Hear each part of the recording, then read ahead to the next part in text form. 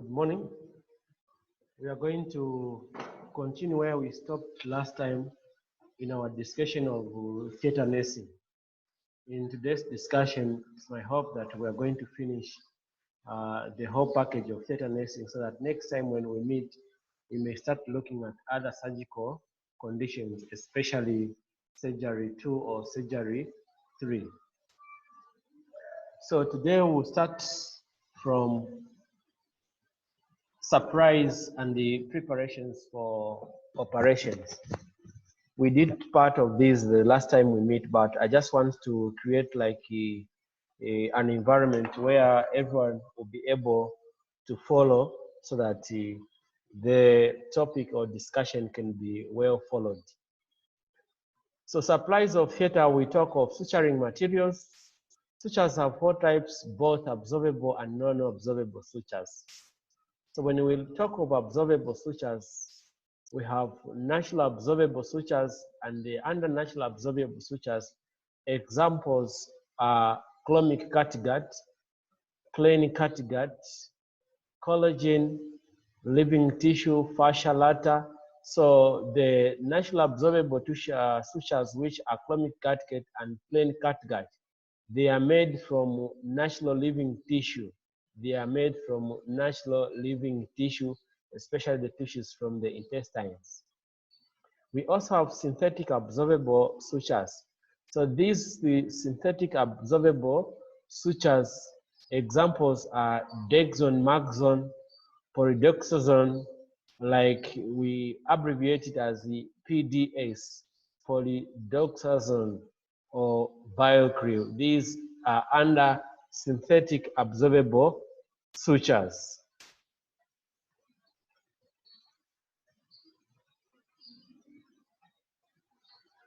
Examples of non-absorbable sutures, we have natural silk,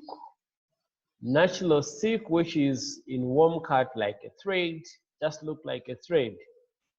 Then linen, cotton thread, it can either be in form of a linen, but these sutures, you come to understand them clearly as you go to your practical area in 2 months from now, where you're going to see how a nylon suture looks like, how a catgut suture looks like. But for now, theoretically, let us get the knowledge that we intend to have. So I was discussing on non-absorbable sutures. Under non-absorbable sutures, we have natural non-absorbable sutures, which an example is silk. Then we also have synthetic non-absorbable sutures. Then under synthetic non-absorbable sutures, an example is the nylon and the Demalon, Demalon Prolen. And other non-absorbable sutures, which can be an example, are made of metal, or what we call metallic sutures. An example is titanium as ligatures and sutures. So metallic sutures are commonly used in special procedures, like procedures involving the mandibular, procedures involving the submandibular, where the submandibular jaw has been dislocated or it has a fracture. So in trying to ensure that the fracture heals before you start using it, you need to tie it using metallic sutures, like in dental surgery.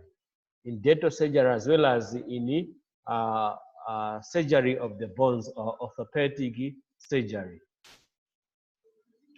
Let us look at disinfectants.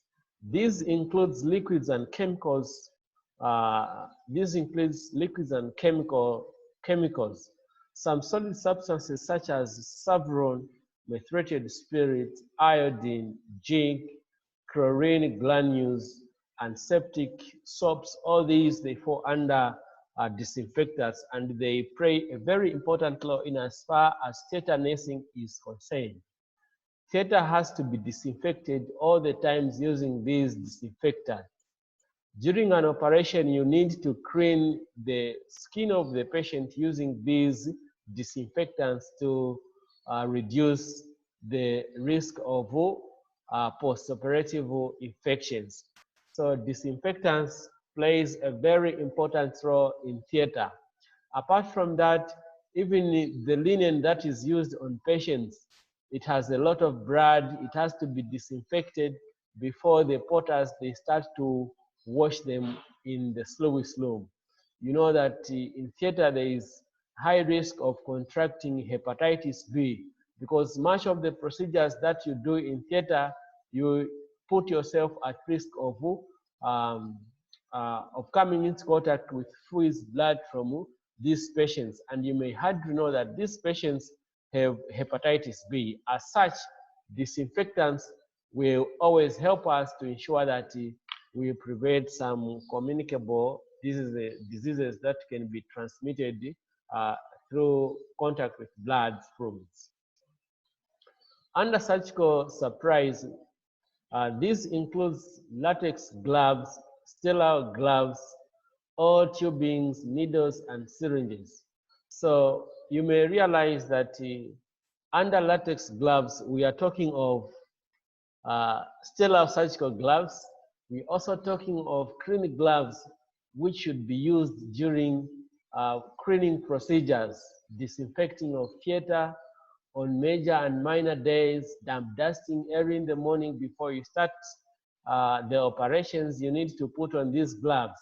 Also, sterile gloves, very helpful, vital, very significant in the actual procedure of an operation because you need to put on sterile surgical gloves to prevent infections as well as preventing yourself from acquiring diseases such as hepatitis B from the clients. Syringes will be used throughout in theater in administration of analgesics, administrations of various drugs, even in the flushing of some organs during an operation, you may need syringes. Needles and tubings, airway by the anesthetics, all these are needed. So theater tables, we are looking at equipment now. Theater tables and its accessories. The theater table is quite different from other tables because it is quite sophisticated. It can go in all directions. It can change directions depending on the position that you want the patient to lie in. So the accessories that have to go together with the operating table that have to be in use. You need to use a remote to be able to adjust this operating table in various positions. Talk of drip stand, they have to be available. Dialysis machine have to be available for coagulation purposes. Ventilators, they have to be available. Also, cardiac monitors, they have to be available. Cardiac monitors, they have to be available to help us monitor the vitals of the patient as the operation is still going on. Pulse oximeter to monitor the oxygen saturation levels of the patient, which may determine the need to give oxygen to the patient. Sphygmanometer, BP machine has to be available and to measure the blood pressure of the patient. We also have the Bowles machine. The Bowles machine is the machine that is used to administer anesthesia in theater. And like I said in the previous session that we made, I told you that this is a very good question under GNC exams. They normally ask, say, the machine that is used to administer anesthesia in theater is called, the answer is Bowles machine, which we are discussing today. Suction machine with high vacuum rotary compressor and reciprocating pump, they have to be available. The suction machine helps in sucking of fluids from the patients during an operation. There are times when an operation is infected in situations like peritonitis. The patient has pus inside the abdomen. So the pus which is in the abdomen has to be sucked out by using the suctioning machine. Then Mayo table has to be in good working. It has to be it has to be in good condition so that it can be used.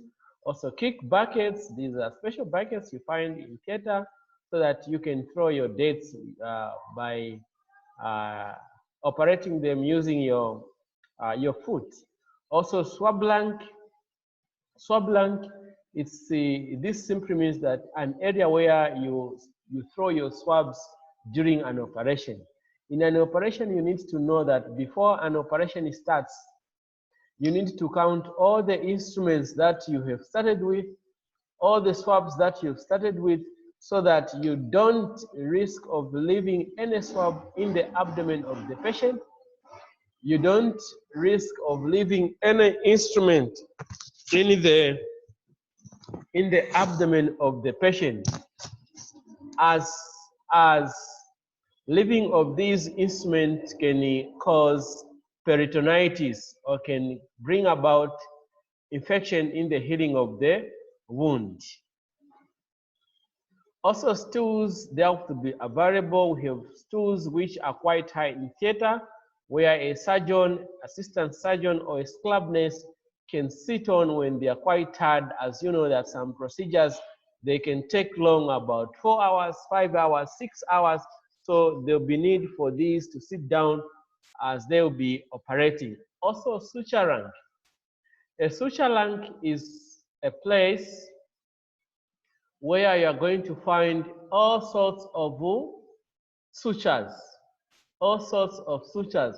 You are going to find the chromic catgut, the silk, the praline, the vicryl, the metallic sutures, the nylon sutures, all sutures that you can mention.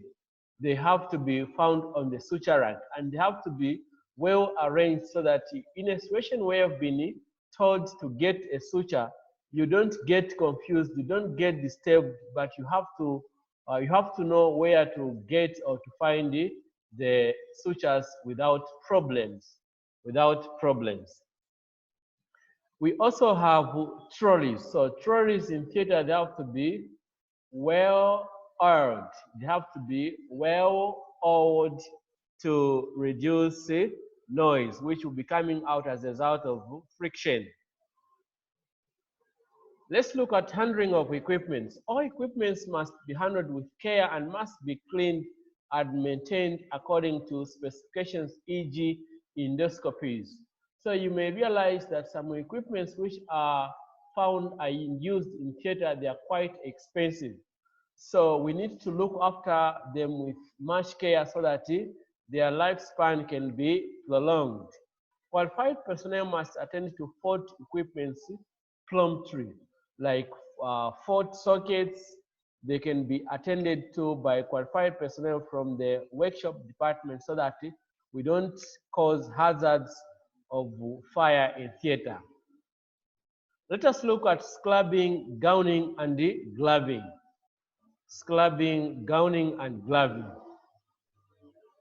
Let us look at scrubbing. Prepare scrub apron, soap, sterile, and hand brushes. So what is scrubbing? First of all, scrubbing is a surgical procedure that is done to wash the hands up to the elbow area.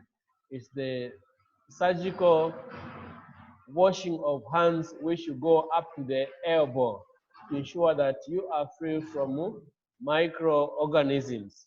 So how is it done? You prepare the scrub apron, which must have soap, sterile hand towel, and brushes.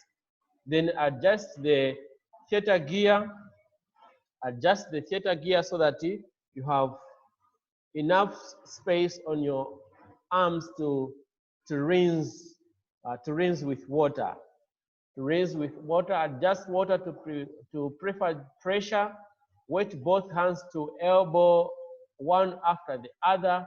Pick the soap and wet it, rubbing the soap into your left hand, and apply soap rather from palm to elbow in a circular motion. This should take a minimum of 1 minute for each hand. So I'm just trying to describe the process of scrubbing. You need to adjust your theater gown so that you have much space to rinse your arm. Then you get your soap, you apply on both arms in a circular motion, and you keep on rubbing as you pour water on your hands. So rinse helping hand followed by the hand with soap, rather repeat for the other hand. So we're saying the process that we described on the other hand, it should be repeated on the other hand. Then take the hand brush, apply soap in circular motion, scrub the left hand between fingers, finger webs and the nails, rinse the helping hand with brush and rinse, scrub the hand, repeat for the other hand, and drop blushes. This takes about each a minute. So whatever you've done on the other hand, it has to be done on the other hand. So this is done so that we get rid of microorganisms which can infect the wound post-operative. So when the scrubbing is done, when you're done with scrubbing, you need to close the tap with your elbow. You need to close the tap with the elbow.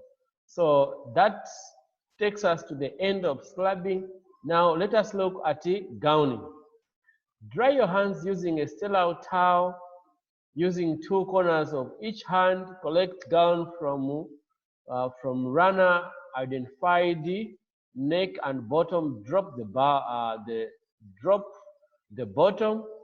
Identify sleeves and push your hands into the sleeves, but do not let your fingers come out of the sleeve edge. So we just trying to describe how you gown yourself. So in other ways, from my explanation, so that you get it, you understand, I'm saying, after scrubbing, you get a sterile towel. The sterile towel has 4 corners. The 2 corners can be used to dry one hand, the other corner inside, the other corner outside. Then the other 2 corners, the other corner inside, the other corner outside. So when you are done, you go on the sterile table where you're going to find the gown. So before you pick the gown, you have to identify the upside of the gown.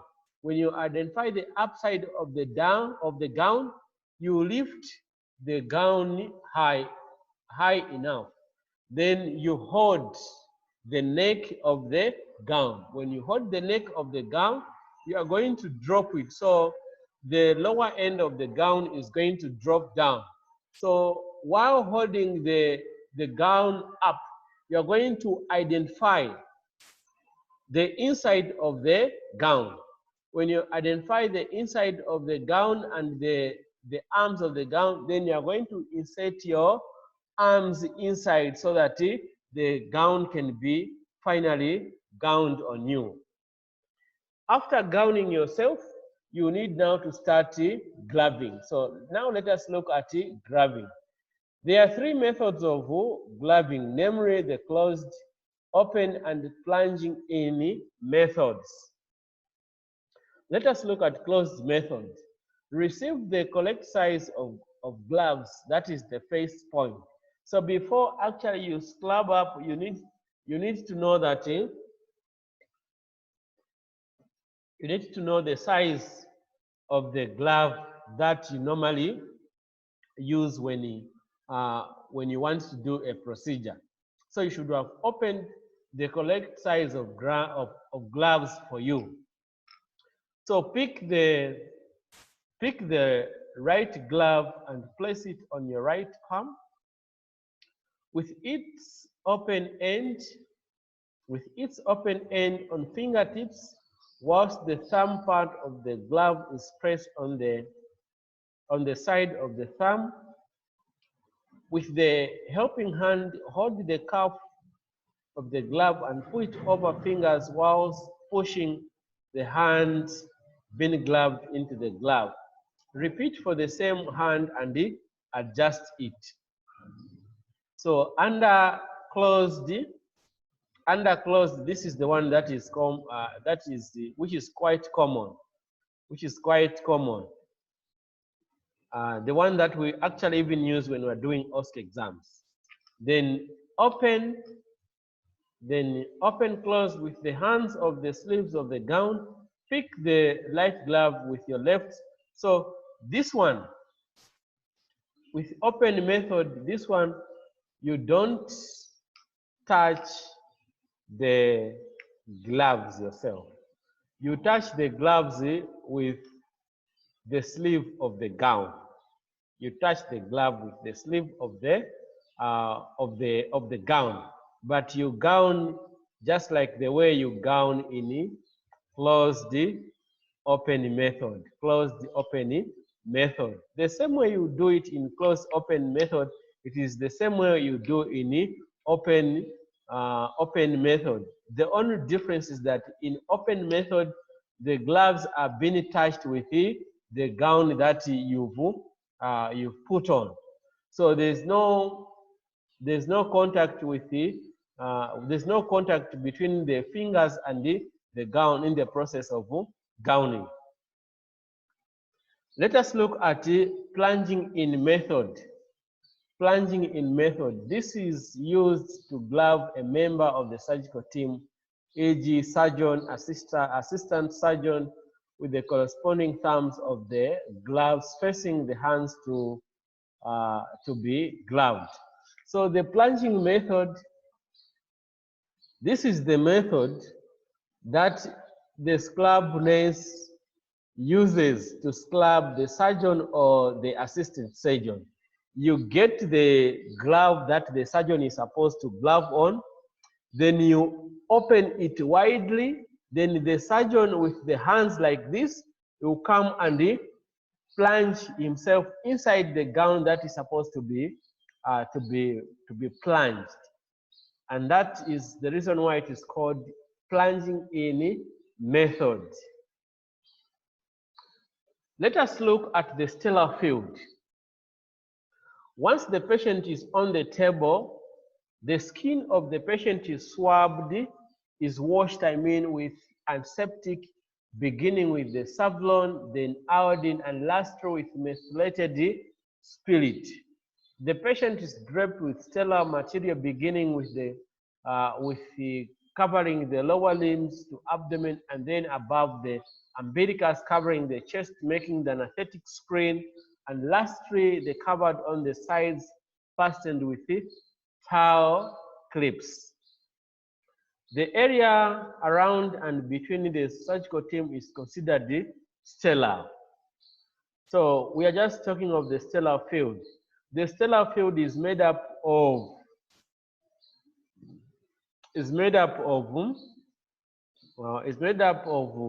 stellar linens which they've been used to drape up the patient, and this stellar field is only accessed by 3 people or 2 people. That is the scrub nurse, the surgeon himself, and the assistant surgeons. These are the only 3 people who can have access to the stellar field. Reception of patient. It must be noted that for many, the theater environment is a strange place and causes anxiety for many. Therefore, the way we receive our patients in theater is of paramount. It's of paramount, or it is of great importance. Thus, the patient and the escorting nurse should be welcomed, introduce yourself, and receive detailed handover from the ward nurse, mentioning the following: name and age, gender of the patient, diagnosis and operation to be performed, latest vital signs and observations, investigations done, check that the consent is signed. So we are just describing the process of receiving the patient who is coming from the ward for an operation. So we need to welcome the patient and the escorting nurse, especially the patient who doesn't have an idea of how theater looks like. They may be filled with a lot of anxiety that people in theater, they are not friendly, blah, blah. So we need to clear off these anxieties by providing a good welcoming remarks, like knowing the patient why he has come to theater, the procedure that they've come for, age of the patient, the gender of the patient. So this will be one of the things that may also help to reduce the anxieties of the patient. So we need to know the investigations that they've been done on this patient. The investigations, we also need to check the last vital signs which were done to see if the patient is ready for an operation, as well as we have to ensure that the consent form for the patient was signed, which plays a very important role in as far as legalizing of the procedure is concerned. Counter-checking continues. We also need to check if the patient has been stabbed, and if it is an elective procedure, pre-medication has been given or not, we need to check. Preparation of operation site, we're talking of shaving, if it is paramount for this procedure, we also need to check. Identity label, we're talking of labeling of the patient, if it has been done. Intravenous line and patency, if the patient has been cannulated, if the cannula is patent, by ensuring that IV fluids are running. If the patient has been catheterized, we also need to check that the catheter is situ and it is draining urine properly. Then as a nurse, you personally counter-check the above and ask the patient for the above information to confirm. You actually ask the patient if everything that you've been asking your fellow nurse is correct, or the patient agrees that actually what you've collected from the nurse is correct. There are times when the patient doesn't even know the procedure that they've come for in theater. Then you can also check for cervical lymph nodes, which could be a sign of infection. You can also check for pallor, jaundice, axillary lymph nodes, scar on his abdomen for any past operation. Also fingers, if clubbing and cyanosis, and any rings. Any pedal edema, if the patient has been shaved, all those can be checked from the patient, just to ensure that the patient that we are getting is ready for surgery. So now let us look at the anesthesia. What is anesthesia? Anesthesia is the absence of feeling in a part or whole body. So anesthesia is just a branch of medicine that are specialized in drugs which reduces pain or brings numbness, especially in procedures that involves operations. So once a patient has been given anesthesia, these patients, they'll be unable to feel any pain during an operation. So it is very important that we actually intend to know what type of anesthesia should be given to these patients. Like in the definition where we said part or whole body, there are other anesthesia where when they've been given, they will only induce numbness in a small part of the body, which we call local anesthesia. Then there are other anesthesias when they've been given, they will induce numbness the whole body, what we call general anesthesia. The whole body will be affected.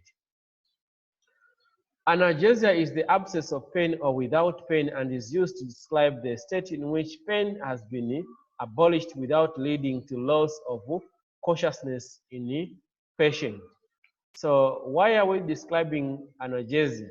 It is also part of anesthesia because the patient is unable to feel pain when the operation or procedure is being done. Let us look at resuscitation. Resuscitation is very cardinal in as far as theater nursing is concerned. We need to know how to resuscitate all ages of patients who are coming to theater for various procedures. This may include that we need to ensure in the tracheal tube is clear and suctioning is there if it is blocked. Check anesthetic flow is correct. Give fluids, e.g. normal saline. Give emergency drugs such as 50% dextrose. Check for vital signs reading, as well as the cardiopulmonary resuscitation, the PRP. That is very cardinal when it comes to resuscitation of patients in case patients goes into cardiac arrest. Let us look at care of a patient, care of an anesthetized patient. How do we care for a patient who is under anesthesia? Care of anesthetized patient involves the maintaining of patient of all forms of anesthesia, that is, check patient's breathing spontaneously or ambubagging. So when the patient is being operated on, the patient is supposed to be checked for general progress in as far as anesthesia is concerned. There are times when the patient has been given general anesthesia. We need to keep on ambubagging so that the lungs are kept active. The lungs are kept active. And as well, in situations where certain drugs they've been given, e.g. suxamethonium, if you don't ambubag, the patient may collapse because the lungs becomes inactive. The lungs becomes inactive. So you need to give this much needed care to the patient by ensuring that there is ambubagging to the patient all the time so that there is spontaneous breathing. Auscultate the patient's chest if the patient is intubated. The chest has to be auscultated to confirm if there is a good entry of air to the lungs. Check pupils if reacting to light. If reacting, you know you are giving light anesthesia. So it is very important that the patient is inspected for the pupils if they are reacting to light, as it entails that the anesthesia that is being administered to the patient is correct. Also check for color of the tongue and blood to rule out cyanosis. Monitor blood loss when the operation is in progress, as the patient may need to be given blood if they've lost a lot of blood. Also monitor urine output. In urine output, we even monitor the color of the urine. If it is too concentrated, it simply means that the IV fluids that we are giving to the patient, which we are giving to the patient, they are not enough, and the patient may risk to develop what we call urinary tract infection or acute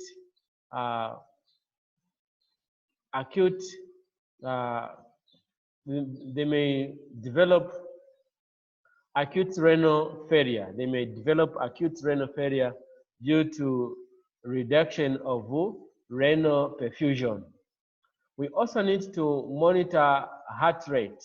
So the heart rate can be monitored by the use of cardiac monitors under the anesthetic machine.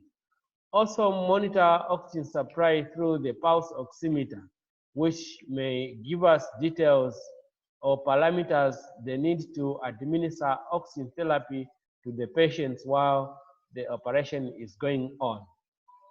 Monitor his blood pressure and temperature. Patient may go into hypothermia while the operation is going on, or patient may go into hypotension or hypertension while the operation is going on. So there is need for us to constantly monitor these parameters so that we don't risk the condition of the patient worsening while operating. Let us look at the recovery room. Let us look at the recovery room nursing duties. What are the duties of a nurse who is found in the recovery room? One is to receive a detailed handover from the scrub nurse. By detailed handover from the scrub nurse, the recovery nurse is supposed to ask what were the findings of this operation? Why was the operation done? So the scrub nurse will explain the indication of the operation and what has been the findings after the operation, so that these will be the answers that the recovery room is going to give to the ward nurses who come to get the patient when the patient is fully awake or when the patient is ready to go to the ward. The recovery room is also supposed to check level of patient consciousness and vital signs. It is very vital that the recovery nurse monitors the conscious levels of the patient and vital signs of the patient. If the vital signs of the patient deteriorates, it simply means that there's something wrong and the surgeon has to be informed. Check the incision site for bleeding. Check the incision site for bleeding. Change sewed linen. If the linen is sewed where the patient is sleeping, it has to be changed. Ensure patient safety. Ensure patient safety while being nursed in the recovery room. It is among the duties that the recovery nurse has to do. Check and record intake and output so that we can monitor the functioning of the kidneys, as well as know how much the patient has received and how much is coming out.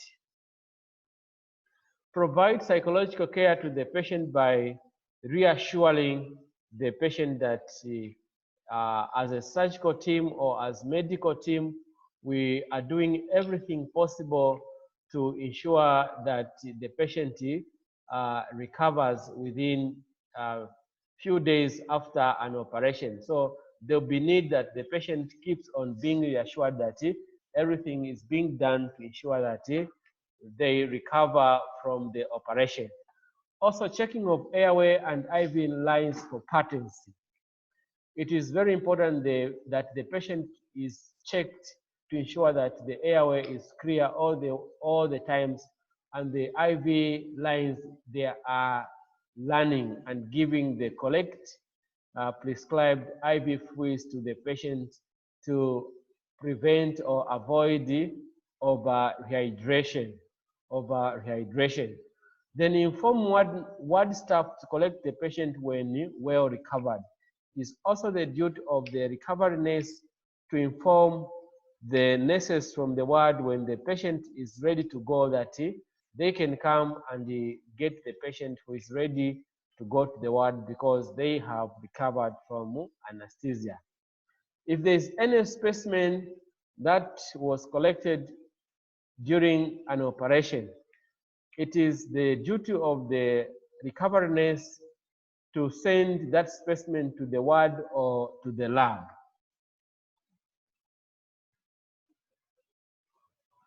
So apart from that, let us also look at the 7 things that a recovery nurse has to check in the recovery room.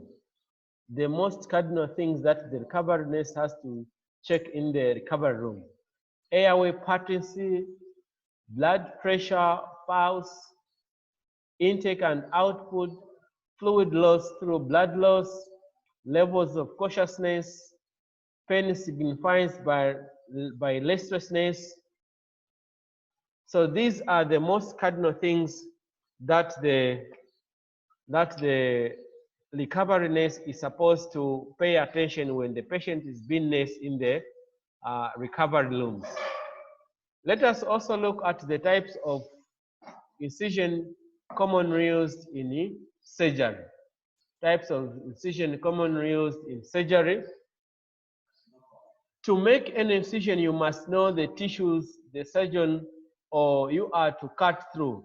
These may be as follows in order of their arrangement. We have the skin, we have the subcutaneous, we have the fascia, the muscle, and the peritoneum.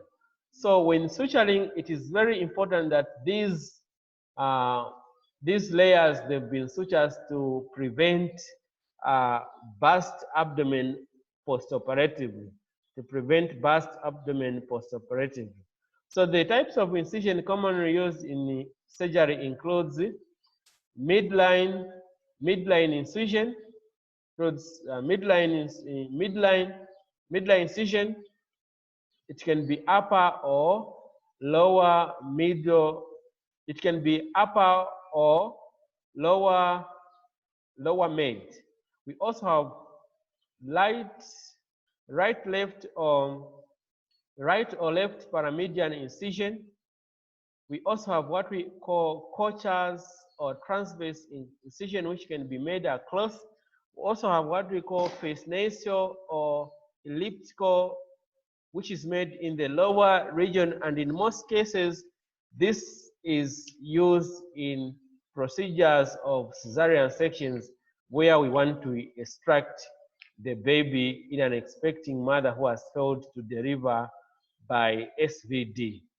We also have gridlon or McBain's incision, which is most used in procedures like appendicitis. So the reasons for making these incision, it depends on type of surgery, also maximum tissue exposure, speed of entry, post-op wound strength, possibility of extension, postoperative discomfort, cosmetic effects. So like when we talk of type of surgery, it will also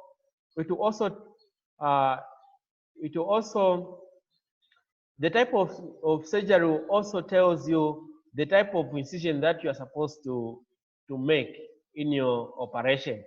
Then maximum exposure, the incision that you are going to make during an operation, is it going to give you maximum exposure to the organs of the abdomen? So that may also precipitate you to decide which kind of an incision you're supposed to make. Also, speed of entry into the abdomen.